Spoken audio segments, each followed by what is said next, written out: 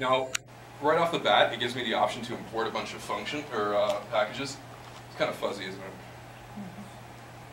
Unfortunately, I can't make that window any bigger.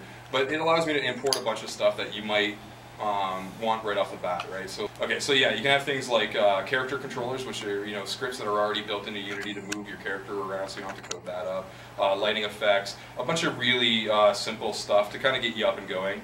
I'm not going to actually import any of these right off the bat, just because I want to actually show you importing them and doing them the proper way.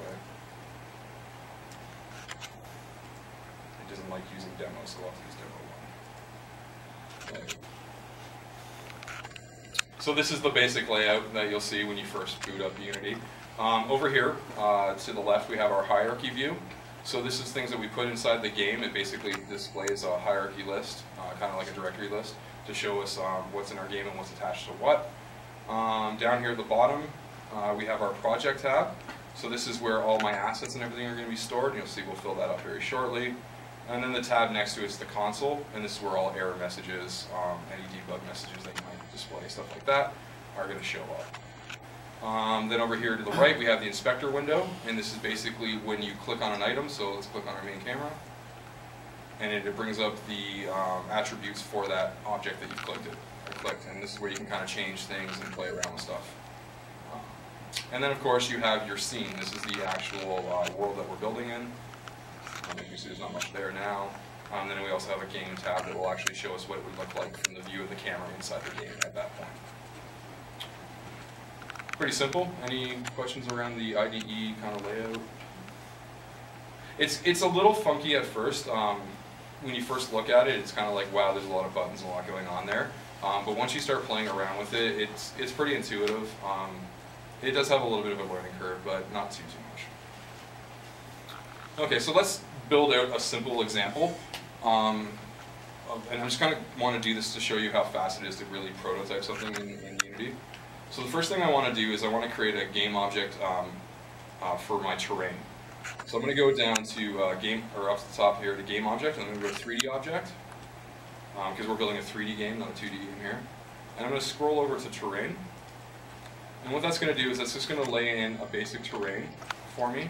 You can see it's kind of the gray stuff here.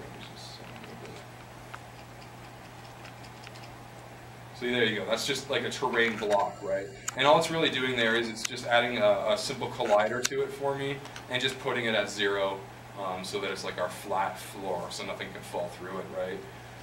Believe it or not, if you were to do this on your own, just to generate a terrain, even if you use a terrain generator and then parsed it into your game and built a collider for it and everything else, you're looking at probably about 10 hours worth of work. And I just did that in like 5 seconds, right? So right there, you can see why everybody loves Unity so much already.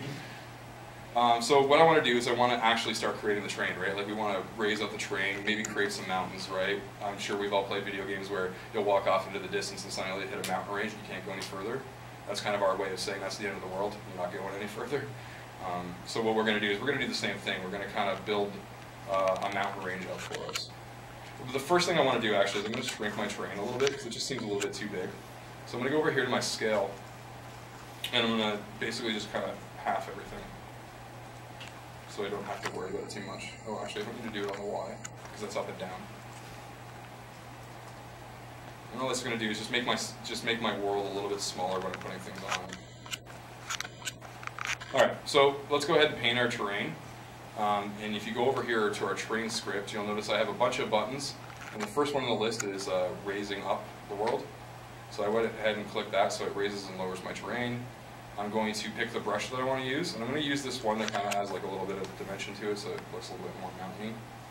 And I'm going to set the brush height, or size rather, a little bit bigger just so I don't have to take forever to do this. So now if you look there, you can see kind of my brush is in blue. Is that easy to see for everyone? Should I make it a little bit bigger, or that's good. How are you guys in the back? Good? Okay.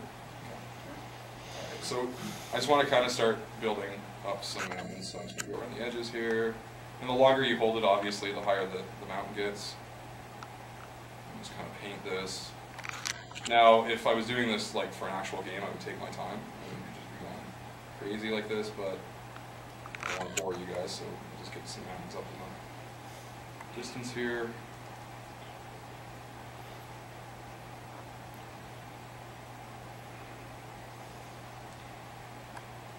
And then not too high mountains. We'll call them the Appalachians. That's good enough. Okay, so I'll make one really, really big one just because I want to show you a cool little feature here. So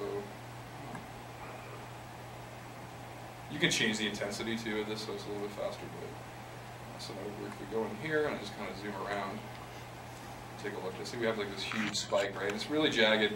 Now, a lot of mountains are really jagged, but when you're building mobile games, every polygon counts, right? So a lot of jagged edges like this might not be the best for mobile. So what you can do is you can go over here and you can actually pick the smooth height feature, which is kind of neat. I'm just going to pick like a flat brush, and then if I go over it, you notice it just smooths everything out. Still looks like a mountain, but a lot less polygons involved. And that makes the GPU on these mobiles a lot happier. So that's basically how you would create terrain. Like, you know, I could go the opposite and put like a dip. If I hold down Shift and do this, I can put like a dip in the world. Kind of hard to see because it's all gray. There you go. I can kind of put a dip in the world there. That's pretty cool. The fact that you have a terrain editor built right into your game engine is huge.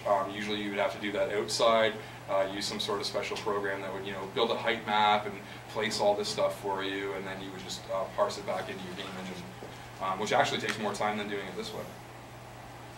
So the next thing we want to do, because like obviously it's just gray and that's not really appealing and would look horrible in a game, so we're going to texture our terrain. So I go back up here to my terrain scripts up here, and you'll see I have a paint texture.